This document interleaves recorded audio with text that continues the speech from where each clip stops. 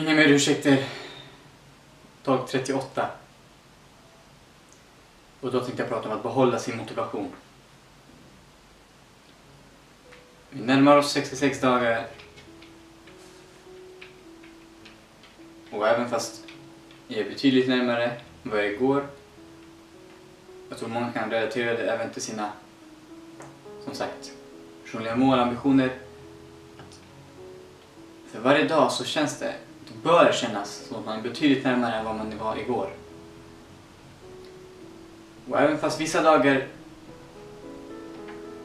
är sämre rent känslomässigt eller rent händelsemässigt, det kanske inte händer någonting intressant eller någonting som du känner tar dig närmare ditt mål. Men då är det extremt viktigt, och ännu viktigare kanske, att just vid de tillfällena och de dagarna behålla motivationen och vara ännu mer motiverad att sträva efter sitt mål. Och det kan vara svårt, och det är alltid lättare att prata om det. Men jag vill nog ge några tips om hur man kan fortsätta behålla sin motivation. Och det är först och främst att återigen inte förneka vikten av processen och att förstå att processen är viktigare. Jag säger det, processen är viktigare än själva slutmålet. För att själva processen avgör slutmålet. Det är inte slutmålet i sig som avgör processen. Processen avgör slutmålet, och du avgör hur du väljer att ta dig an processen. För de som inte vet vad jag syftar med processen, finns det en video om det som man kan gå tillbaka till. Och processen, det är allting du gör. Dag in och dag ut. Längs vägen mot ditt mål. Och det är verkligen allting du gör. Det handlar om, oavsett om det är de tillfällen du inte direkt strävar mot ditt mål, alltså indirekt när du håller på med andra aktiviteter som du gillar, men framförallt de aktiviteter som du utför för att sträva efter ditt mål, som är dedikerade just till ditt mål och till din strävan. Men som vi alla vet så är vi alla människor, och vi går igenom saker, och det finns händelser som påverkar vårt humör och påverkar vårt beteende och påverkar kanske också våra aktiviteter och planering som vi hade bestämt oss för att utföra vissa saker. Då är det viktigt att inse att du kan inte kompromissa din process. Så vad du måste göra är att du måste gå upp ännu tidigare. Om du har någonting som krockar med din planering, så måste du gå upp ännu tidigare, och du måste se till att du får det du har att göra gjort. Att din rutin inte får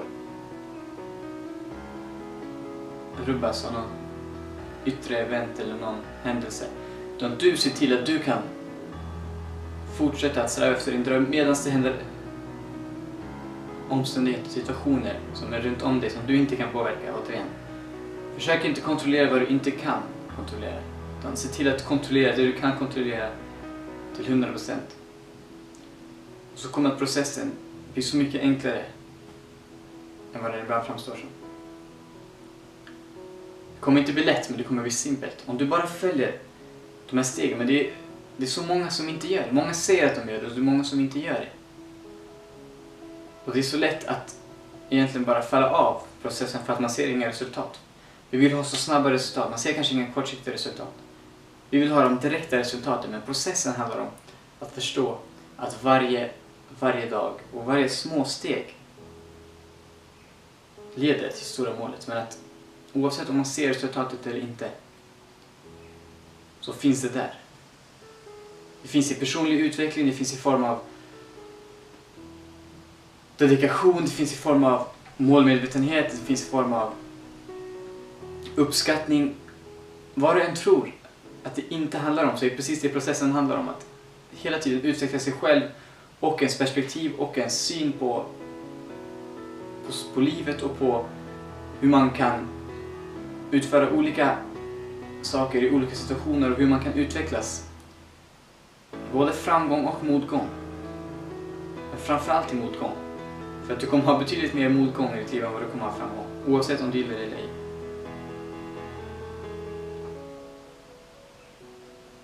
Men anledningen till att vi inte lyfter upp motgången som något negativt är att det är något som händer så ofta.